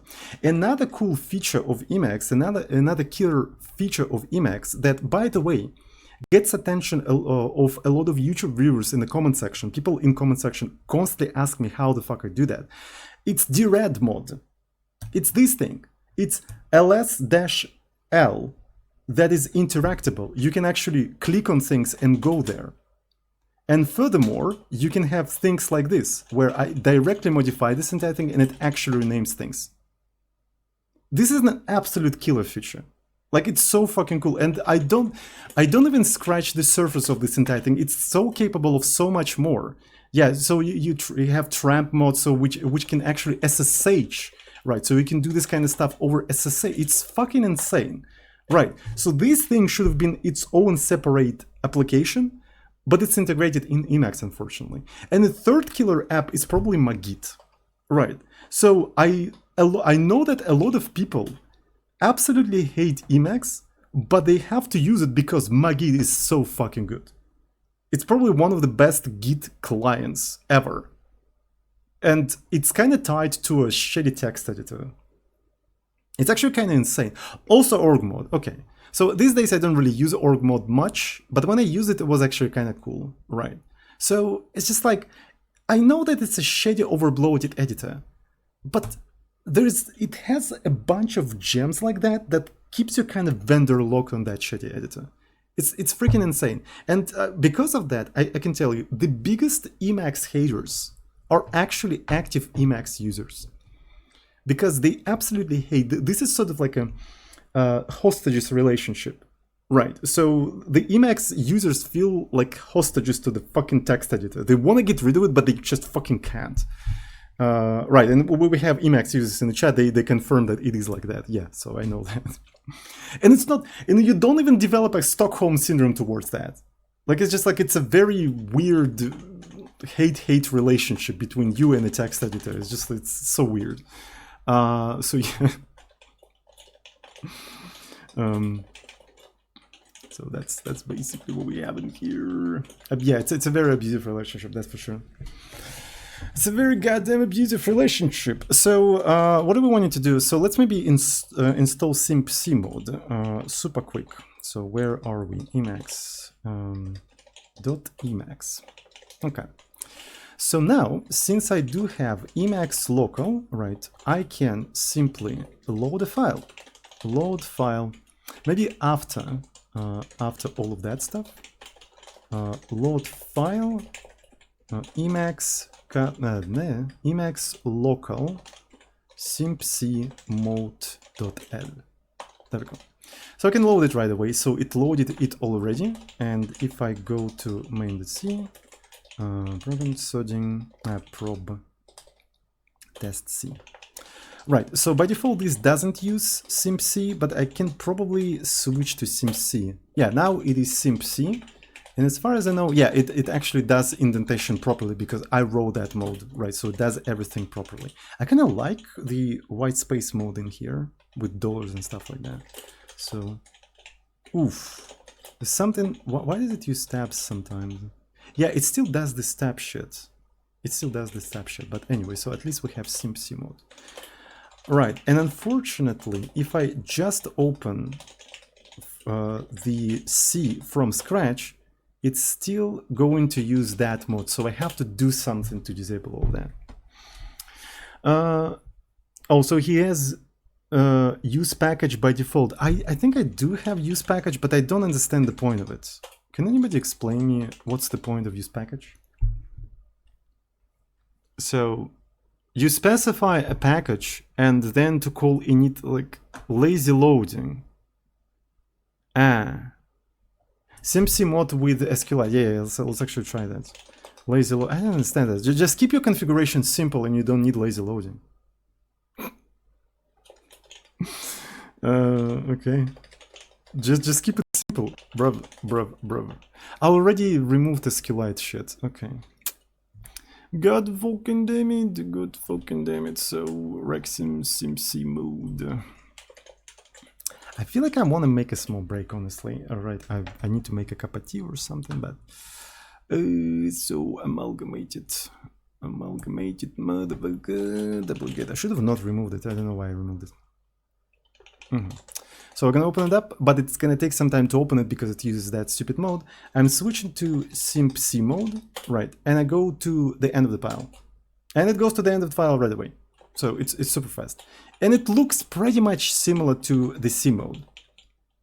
And it just looks pretty much similar. It's just faster. It's just simply faster. It's not as featureful as C mode, but honestly, it lacks the features that I personally don't use anyway. So I don't care. I don't fucking care. So it's kind of funny. Anyway, so the thing is, like, we need to instruct Emacs to use simpc mode when you open a C file, right? You have to do that explicitly, and I don't remember how to do that. So I'm gonna go and search for maybe. Why am I using GitHub? Can anybody freaking explain me why I use GitHub to grab my files that I have locally? This goddamn big tech corporation, they're baiting you into relying on their infrastructure, even though you can actually do the same shit on your local computer. Look at them. Look at them. And their search is like it's even worse than grep.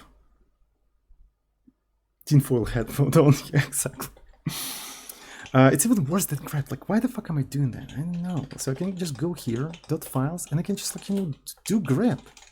And by the way, grep is capable of outputting things in a compiler format, which means it integrates with the compile mode of Emacs right away. Right fucking away. So we can do simpc mode, and as you can see, here we go. So, and this is the compilation mode. This is the same compilation mode. And the way I use simpc mode is just like I require it, and I just add this sort of like a configuration in here. Okay, that's pretty cool. I'm using the require, so that means, yeah, so I modify load path, right? Because require just loads the module, but it searches this in search path, and first thing I do, I just add this to the search path. Maybe this is something that I actually want to do for my new Emacs config, because it kind of makes sense, right? Instead of just loading it like that, I can just do this, and then I can simply require simpc mode, right? Simpc mode. And after that, so it's a Emacs from .files, simpc, I basically add this regular expression, so the file name will be matched against the regular expression, and if it matches, it will enable simpc mode. So this is how we by default use simpc mode for C files and stuff like that. So I think it's fair. I think it's only fair to do it like that. That's pretty cool. That's pretty cool. That's pretty cool. That's pretty cool. So now I evaluated that, and if I open main.c, I'm in a simp-c mode. Look at that. So it's a simp-c mode, so it's super fast. We finally configured that. I'm super fucking happy, mate. Right. So I'm a little bit struggling. With my Emacs thingy, because as you can see, I don't have a proper auto-completion of commands and stuff like that. And as already said, the thing that does this auto-completion, this magical thing, it is called IDO. Right, so I don't remember what it means, but it's called IDO. And it comes with Emacs, but it's disabled by default, which is the biggest crime in the history of Emacs. The fact that they don't show off this kind of feature right in your face, again, is the biggest crime in Emacs history. Absolutely. Right, because if it was like that by default, Emacs would have been way more popular. Vim wouldn't be a thing even. It wouldn't be a thing. It's an interactive do. Okay, so that's what it means actually. All right, so you have to enable it by default, and it's not convenient, and it doesn't even work everywhere. It's just like, it's so weird. Like, I do not understand. But anyway, so let's try to enable it. Sometimes you even have to have like a separate packages to make it work properly and whatever. So I think it should be like a default thing that just works like that. So the first thing we do IDO mode, and we just enable it. Right, so, and I feel like it should have been just like that, right? Just like enable this thing, IDO mode. It's enabled. And it doesn't work for MX, but it works for files now. So as you can see now, I can just like navigate with files and whatever, and it works. But it doesn't work for MX commands. Right, and I think there's IDO everywhere, which I don't know, is that a built-in thing, or is that a separate package that I installed some time ago? I don't freaking know. I actually don't freaking know. And it's also, there is a smacks and stuff like that. So let's actually search for IDO everywhere. Yeah, so IDO everywhere. Toggle use of IDO for all buffer file reading. Okay, so let's actually enable it as well. So it's going to be IDO everywhere 1. So, and it still doesn't work for MX. So you have to enable this smacks thing. Yeah, IDO complete plus, yeah, so it's a separate package. You really have to install it as a separate package. Yeah, so there's no smacks or anything. Maybe there is a, yeah. So to enable it for MX command, it has to be a separate package. It has to be a separate package. Which is sad, but I mean, at least it works for files, right? So, and that's already makes it a little bit more easier to navigate and stuff like that. And as you can see, it opens fast. So we have 200,000 files, and it opens super fast because I'm using simp-c and stuff like that. IDO vertical, IDO vertical. It's not even by default, so it's a separate package, unfortunately. It looks like a separate package. Also, Firefox has telemetry garbage. Did you forget to disable them in the settings? Probably. I probably forgot to disable them. So, all right. I'm a little bit tired already, so I think maybe it's time to make a small break and make a cup of tea. And after the small break, we're going to continue, configuring that. Luckily, I think I'm almost done, right? Because again, I don't really need super featureful config in here. And yeah, I think I can, then when I'm finished, I can improve it further as I go and as I try to use it. All right, let's make some ready. And I want to open, honestly, I'm not sure if I need smacks, kind of, well, I mean, I do need smacks because, I like to, start compilation mode with just com, right? So when it doesn't auto-complete it properly. Right. So the cool thing about IDO is that it also ranks command to the frequency of usage, right? So if you use a certain command more frequently, it just brings it to the top. So it makes it easier for you to type it. So this is one of the also killer feature of IDO. It's like a pretty good tea. It brewed really fucking well. Like, how did I do that? I don't know. I didn't even pre-warmed my vessel where I actually brewed the tea. one of the things that I quite like to do, right? So I have a teapot where I brew the tea. I like to pour a little bit of hot water first there to sort of warm it up, to bring to a certain temperature, then pour it off, then put the leaves and then pour the water again. So it basically, the temperature of the water when I pour it doesn't drop suddenly, and it actually brews it really, really well. So I didn't do this pre-warm thing because I usually don't do it when I'm streaming, so to save a little bit of time, and it still brewed really well. So I wonder what exactly did I do? I did that with coffee. Yeah, so it works pretty much with like anything. Nice idea. Yeah, so, and it's not even like my idea. So Chinese people do that. I think Turkish people do that. So it's in a culture of many tea drinking peoples, right? So it's a kind of a well-known trick throughout the centuries. So people knew that. So you first want to pre-warm your teaware and then brew there. I wonder if a heated cup will brew tea even better. Maybe.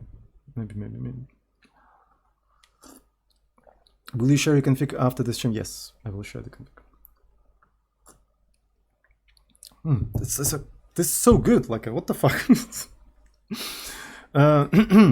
Void Linux makes tea better. Maybe. I don't freaking know. God damn, I don't want to stop drinking tea. What the fuck? Where's the porn? Yeah, this is one of the downsides of the new setup. There's no porn folder, but there is a wallpaper that you can't see. So there's, yeah, this is kind of a problem. Like I put this wallpaper as a meme, but we can't really see it most of the time, unfortunately. We just can't really see it most of the time. So that's kind of the problem. But I mean, we can see it at the beginning of the stream, so it's kind of, it could be like Andrew Klink style of meme. I don't know. So I'm stealing ideas from Andrew Klink. It's a pretty good Panger wallpaper, not gonna lie. I really like it. Maybe use it in a terminal background. I don't really like to use images in my terminals and stuff like that because they're kind of distracting. Right, so, and when I'm looking at the terminal, I'm usually focused, right, so, and I don't like things that distract me from actually focusing on the thing. Can you make the Emacs partially transparent? Yes, you can, but I'm not gonna do that. So Emacs has a transparency. So remember how we talked about the properties of the frames? So as far as I know, one of the properties of the frame is transparency. You can actually control transparency of the frame through Emacs configuration, stuff like that. So you can actually do that.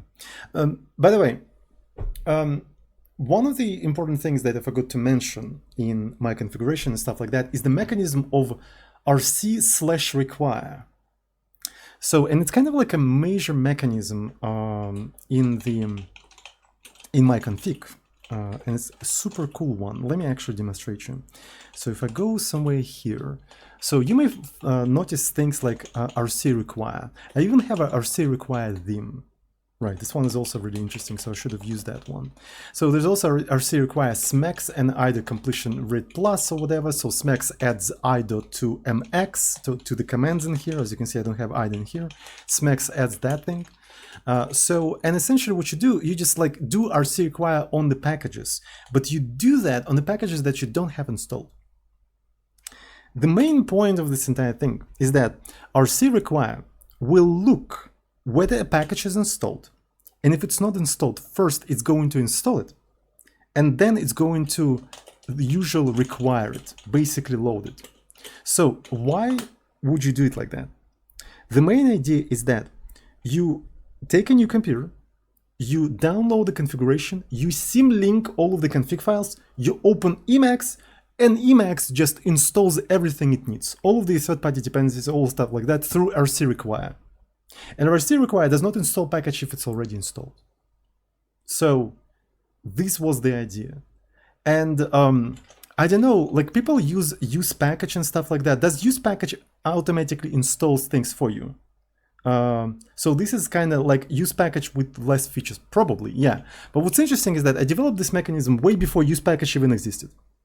Use package installs things automatically. So, okay, maybe I should use package then. All right. So can you install. I don't know. Like, I looked at use package and it's kind of weird. Like, I don't understand it and stuff like that. So I'm probably not going to use it. I'm sorry. So also in old config, I called package initialize. I don't think it's needed anymore, honestly. So is an auto-loaded interactive. Okay. It's not standard to adjust load path. So load Emacs list packages and activate them. So I don't really know what's up with that, but anyway. So we can take a look at how this entire thing is implemented. So it's in rc.l. That's where it is. So first of all, I just add melpa. So that's one thing that is cool in here. I just add melpa. And here is the implementation of rc require. So I can actually provide several packages. This is kind of cool. I iterate through the packages, and then I call require one package. Young me. Honestly, these days I'm like, why would I create this like Okay, so in here I just call if package is installed, right? If package is installed, I just refresh contents once. So I suppose this package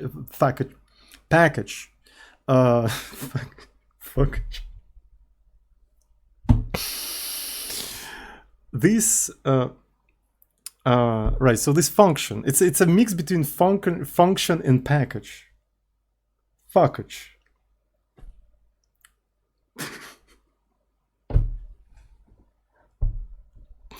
So this function, so just downloads the latest list of packages, right? So they are refreshed and stuff like that, but it does it only once, right? So it does it only once, so it's not refreshed on each package required.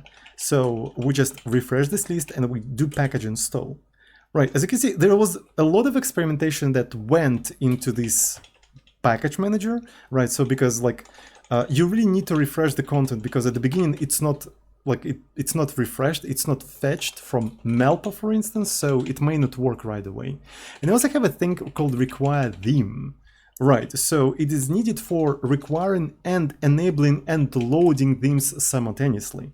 I even, holy shit, I'm using this arrow thingy, right? Which is probably part of the Emacs now, right? So it's a threading operator from Clojure. Do we have any Clojure developers in the chat? Aren't you hyped up that we're using Clojure feature in Emacs Lisp? Right, so that's what we're doing.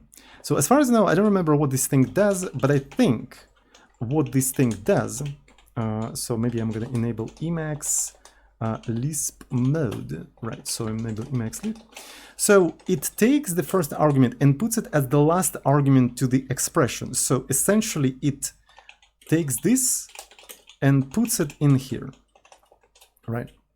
Then it takes this and puts it in here, like this. Then it takes this and puts it in here. So that's what this macro does. It basically threads a value through a sequence of expressions like that. Right, that's what it is. So, and it was invented by Clojure, as far as I know, initially. It was invented by Clojure, and it's super convenient because it just like feels very functional-ish, right? So we have initial value, and you just thread it through a sequence of expressions, and it's really easy to read, right? You read it sequentially. So it's pretty cool. So, and basically here we just construct a theme package, right? So honestly, I'm just formatting a string in here, so it's kind of weird why I did like that. Oh, I use intern, which turns, I suppose, a string into a symbol. So that's why. So I need you to construct a symbol so that then I can require that symbol, and then I can load the theme, right? And also in here I use dash, but I'm not sure, is dash now a part of Emacs? I think it's already part of the Emacs, isn't it? Funcchi summoned, yeah, Funcchi is the biggest Clojure fun. So if I require dash, is it already available? Right, so but can I thread things like this? Can I do like 34, and can I thread this through 35? I can't. That is bizarre. So, and dash, let's take a look at the dash actually. So I'm going to do list packages. I'm really curious about the dash. I didn't see shit. Okay, here it is. So, is it still supported, I wonder? Requires Emacs 24. Emacs 24 again. So, 2 arrows. But I mean, there's also a variant with a single arrow. It's just like the arrow defines where exactly the argument is threaded. On which argument it is threaded. Oh, yeah. I forgot that it was created by Bronius, but yeah. That's what it's called, dash. So is it still supported? 4 months ago. So I think it is. I think it's still supported. So it was actually almost 10 years ago, and I think MLP was a big thing at the time of this thing was created. I think it was. No CL required. CL is a package that brings common Lisp to Emacs, as far as I know. So anyway, so it's probably one of the things we want to do in here. So yes. Funnily enough, require them uses dash, right? But then it uses require rc require to install dash. That's very interesting. So since it's a dynamic language, it doesn't create any errors in here. Yeah, so this is kind of funny. So there's also dash functional. So this is additional thing in here. This is an additional thing in here. Kind of interesting. So I suppose since this rc.l is part of the emacs.rc folder, it only makes sense for me to symlink emacs.rc so I can use this RC package manager. So I suppose I'm okay with reusing this entire thing in here because it's kind of useful. It's very minimal. It's only 34 lines of code. How big is your use package? How big is it? I think it's way bigger than 34. Right. So yes. What I want you to do, I want you to go to manifest Linux, right? So already did that, and I'm going to simply call deploy.sh. All right, did it symlink this entire thing? I think it did. So we can go to here and let's find Emacs RC. Okay, so how did I do some stuff? So Emacs like this. Yeah, I suppose I just loaded it, if I'm not mistaken, right? I simply loaded. So I just do load file emacs.rc rc.l. There we go. So that's what I do in here. So rc.l, and then I just do custom. Right, so I'm installing Gruber Darker and I'm enabling it like that. But what I think I want to do is actually use rc require theme. Right, that's what I want to do. So let's remove that. So this is the save theme. Maybe I'm going to actually keep it. Right, I'm going to keep it just in case. And package selected packages like this. Right, I'm going to keep these parameters in here, but I'm going to keep that stuff like that. Right, and I suppose now what I can do rc require Gruber Darker, like so. I think this is going to work. So if I now exit Emacs and I just bring it back, right, it contacting non-GNU alpha is just refreshing all of the things. Right. So since we edit alpha, it's taking some time. Gruber Darker is not available. That is very interesting. So why is it not available? Is that because I'm just using it incorrectly? Probably. Gruber Darker. GitHub is so annoying. Yeah, so it didn't work. It's theme. I know that. I fucking know that. And that's why I add theme in here at the end. I freaking know that. Don't tell me that. Think I don't know what the fuck I'm doing? You think I don't know what the fuck I'm doing? I know what the fuck I'm doing. Okay. So yeah, that's bizarre. Like I don't understand why it wouldn't work like that, but okay. So let's just try to do it like that. So, and to ensure no, it's still the end of file parsing. Oh, I broke everything. God fucking damn it. I broke fucking everything with this shit. So what you don't like? Tell me what you don't like. So what's wrong in here? It's a fine config. Damn, bruh. Just edit one thing and it fucking broke everything. Alright, can I just not load it then? Bro, what the fuck do you need? An error code while loading. Okay, so let's do debugging it then. Okay. Debug init. So annoying.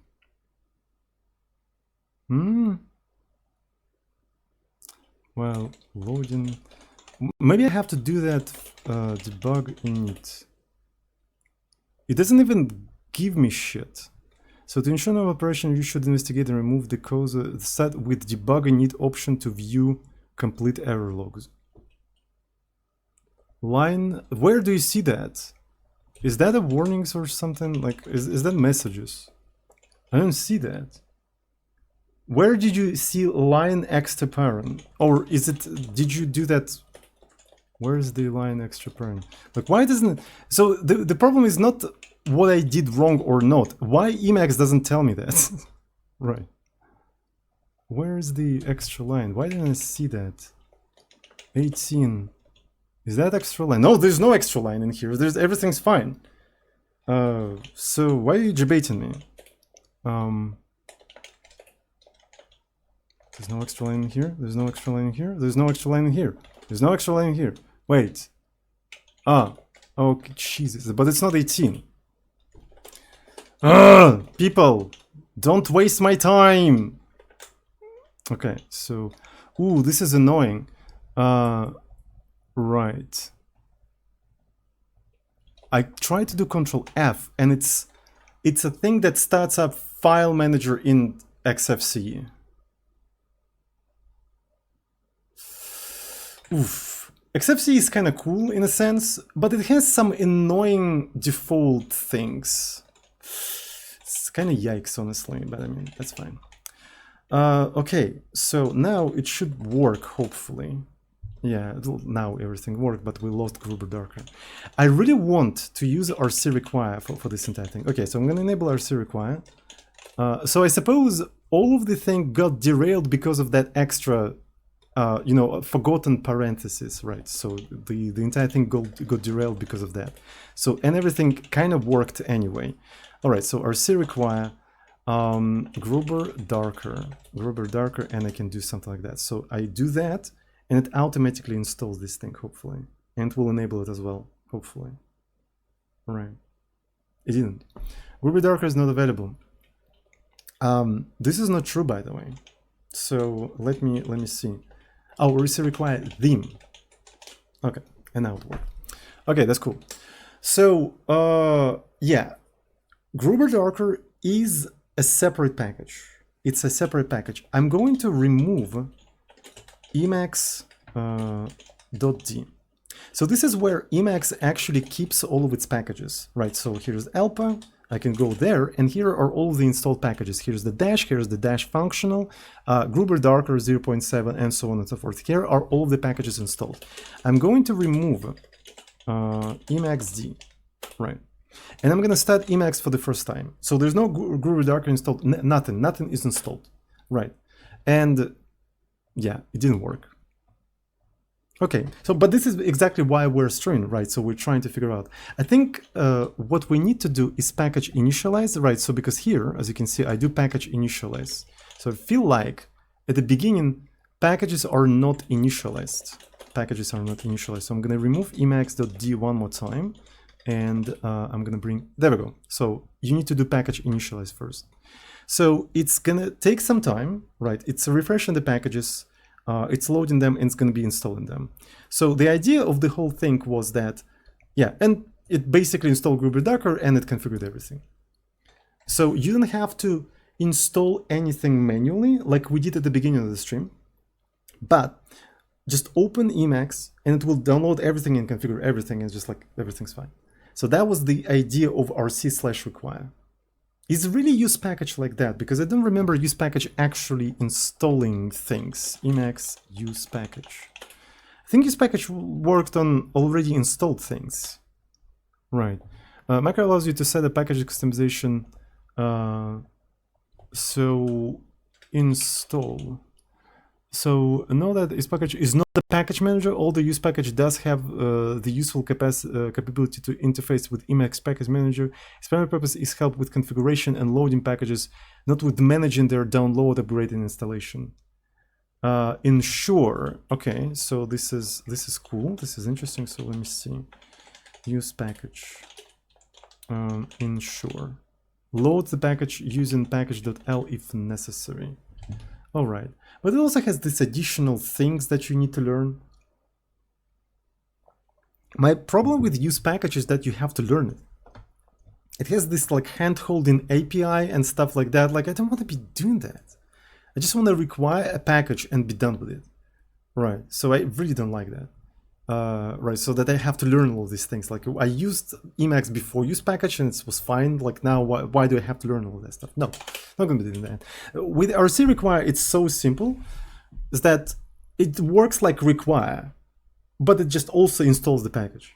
So if you already know how to use this kind of thing, like, you don't have to learn a new thing, right? So it doesn't make sense for me. Like, why do we have these additional moving parts in here? It's just like, what I want is just like to install it automatically, and that's it. So I can do the rest of the stuff myself. So as somebody said, use package is probably when you want to have lazy loading. But the reason why you want to have lazy loading is because your configuration is complex, right? So it's kind of like a self-imposed problem. And maybe for some people it is necessary. I do recognize that, but it's not a problem for me. So I kind of don't care.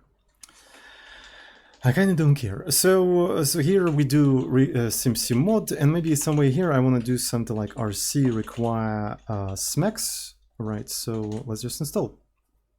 And what's cool is that with RC require, I can just do that. I can just like RC require and install it within the current session. So one other thing I want to do, so rexim.files emacs smex, right? So we install it, but I think, yeah, we also have to configure it in a certain way. So because when you do mx, it still doesn't use smex by default, right? So we have to do that. But then you also need to bring a backup to the original one just in case, right? So let me do that. Now if I do that, I finally have smex in here, but on top of that, it does warnings. Lambda quoted with rather... How do I disable these warnings? Does anybody know? Can I, like, okay, so that's kind of bizarre, but I mean, it works now, and this thing works as well. So everything, this already feels like my original config. I can already work with this stuff. Yeah, I can already use the Emacs thing. Though I think one thing I lack is multiple cursors support. I think I lack multiple cursors. MC, yeah. This config is already turning into whatever I had. That's kind of bizarre. So I'm going to put this stuff in here, and I'm going to evaluate multiple cursors. That will install multiple cursors automatically. And we may want to bind some of the functions in here. And now I can have multiple cursors. You see how easy it is with the rc/require? Right, and if I need to bring this config to the new machine, it will just set it up everything automatically. Set queue warning minimum level error. Okay, so let me try to do that. So customize variable warning minimum level. Value. I suppose error. Right. So let's actually put it to error and let's actually save it. And I suppose custom will go to here. Warning. Okay, that's cool. Thank you. Thank you so much. Thank you. Really appreciate that. So now I have multiple errors. So another thing that I have in here is that Emacs by default doesn't have a convenient duplicate line, which you may think is a common W of Vim. No, Emacs can't even duplicate line. Like, does anybody know what's the official way of duplicating a line in Emacs? Do we have any professional Emacs developers in here or Emacs users? What's the official way to do that? Does anybody know? RC require seems good enough. We'll try that out soon. Yeah, I think you should try that out. Right, so it's very cool. Control C, Control V. Yeah, I see. It's very sad game. Right, so you can go to the beginning of the line, Control K, Control / to bring it back, go down and insert it, which is disgusting. Yeah. Control A, Control K, Control. Yeah. It's just like, it's goddamn fucking annoying because like if you do that in Vim, for instance, right? So in Vim, common Vim W, as Zoomers say, ahaha. So you just do WWP, WWP, ahaha, ahaha. So let me actually remove that, and yeah. So because of that, I developed my own function for cloning lines in Emacs. So let's take a look at it. It's in the old config somewhere. I wonder where is it. I think it's somewhere RC misc duplicate. Yeah, here it is. Duplicate line. So essentially what I did, I automated the thing. I automated the thing with Emacs Lisp. So this is the function that duplicates line. And then I bound this thing to control comma. So that's what I did. And let me actually put that in here. So we are here. There we go. So I'm going to put it in here. And let me, for fuck's sake, okay. Except C. I'm going to evaluate that. I'm going to evaluate that. Now, when I want to duplicate line, I can press Control comma and just duplicate it. And you know what's funny? It's a single keystroke. It's a single keystroke. Ooh. How many keystrokes you need to do in Vim? Where is your fucking W now? How many keystrokes you need to do in Vim? 1. 3 keystrokes. 3 fucking key. Okay, so we can actually optimize it to 1. Okay, so two keystrokes. Freaking 2 key. Where's your W now? And furthermore, let me show you a pretty cool use case that your WP doesn't even fucking cover. Let me show you something. Let me teach you how to do actual text editing. Look at that. Imagine you're writing in a proper programming language like C, in a real programming language, not a toy JavaScript, right? So, and you include some files, right? stdh. So one of the things you want to do, you want to duplicate a line, right? And you duplicate it, and look how cursor stays at the same place as it was originally on the original line. So now the only thing you need to do, delete a word and put a new word. Then you can duplicate again, and it's super convenient because the cursor stays on the same column. Oh, can your Vim do that? With a single key fucking stroke, bruv, with a single key stroke. Let's actually try it. Okay. What the fuck is that?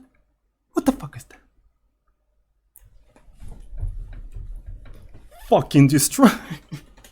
So does anybody know how you can do the same thing in Vim, by the way? Because sometimes I need to use Vim.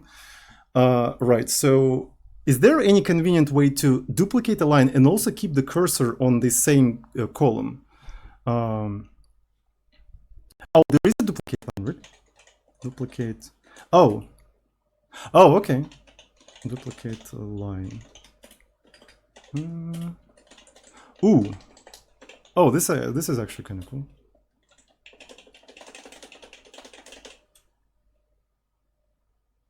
That looks weirdly familiar. Anyways, so okay. Well, I mean, jump into the like all of that adds extra keywords. All of that. Okay, so capital P. Capital P sounds interesting, actually. Just a second. Capital P. So if I just do something like that, stdio, capital Y, capital P. No, capital P doesn't do shit, bro. No. No, none of that solves anything. This is L. This is a straight up fucking L. Nobody managed to redeem Vim in the comments. Nobody freaking managed to redeem it. It's straight up L. I'm sorry to tell you that. I don't make the rules, but it's just straight up L. Pace above the... Yeah, exactly. So, it is what it is. Emacs won. Emacs just won. But, in all seriousness, I think there should be a thing in Vim to do that, because it's rather convenient, right? So, to keep the cursor in the column. So, yeah. I can write some Lua to do that. But in Emacs, this comes out of the box. Ha ha ha! Emacs keeps winning! Emacs keeps winning! Ha ha ha. Anyways, it's pretty cool. So, and this is how I develop my config. My config. I don't know how to pronounce it right. So people keep asking me how you configure Emacs like that. I just demonstrated you. Right. So, and after writing this config for a little bit, I feel like I'm gonna end up with the same config as I had before. So I just need to figure out what the fuck is broken in my old config then. Because pretty much like I'm just copy pasting from my old config. So I guess that's everything I need actually. So I don't know. Maybe what I should have done instead, I should have actually just removed stuff from my older config instead of writing a new one, because I pretty much end up with the same thing anyway. So curly brace somewhere, yeah, maybe I forgot curly brace somewhere. Maybe it tries to install some packages that doesn't exist anymore or something like that. But I think this stream was a pretty good walkthrough through my configuration, not really like walkthrough to the entire configuration, but at least overview of how my configuration works and how I configure my Emacs, right? So right now you know how to do a similar thing in Emacs, and as you can see, it's pretty straightforward, it's pretty simple. And I also learned a bunch of new things, right? So you guys taught me about like separate customizable file, right? So which is something that I needed for quite some time, because I absolutely despised how Emacs just modifies my config, and it's like annoying. So Emacs also has a copy from above command. Never heard about it. So copy from. Holy sh! This is a fucking game changer. Is it bound to anything? Is it fucking bound to anything? Oh my god! So that means I can just do that. Oh my, yeah, so you can just take this part from the above command and just like copy it and... Damn, bruv. I'm gonna sneeze because it's so... That's how fucking cool it is. It makes me sneeze. Holy shit. Thank you. I'll look into that. I'll look how to integrate that into my workflow. Thank you. Okay. I guess that was the fun stream. Right, so I'm already streaming for 2.5 of an hour, so I think that's enough for today, everyone. I think that's enough for today. So we'll get some subs and beats. Okay, listen. Do not give me 1,000 beats. Because of the sanctions imposed to my country, I don't get anything from that, and probably will never get anything. Considering the current situation in the world, I'm probably not gonna get. You just wasted $100.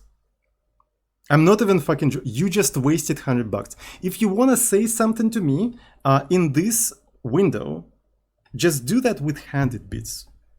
Please don't waste 1,000. I don't get anything. You just gave some money to Jeffrey Bezos. Anyway, but I appreciate your gesture, right? So I know that you had like a good intent, but I just don't get that money anyway.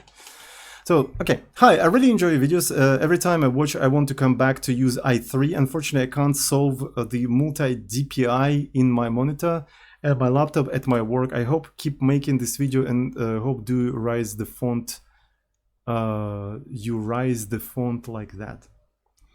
I don't really know what you're talking about. I don't really have a high DPI monitor, so I don't have this kind of problem. But yeah, thank you for the gesture. Right, so I didn't get this money anyway, but I appreciate the gesture. So thank you so much for the subreg Glux, and thank you so much Hanukkah Max for tier 1 subscription. So, and if you're wondering why I accept subscriptions, I purely use them as a ways of moderating my Discord server, right?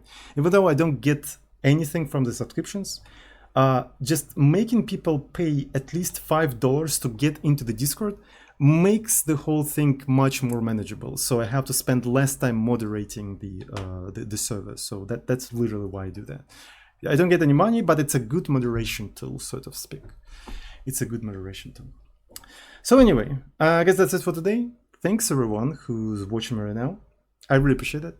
Have a good one, and I see you all on next recreational programming session with Mr. Azozin. Let me add an end scene. I love you all. Mwah.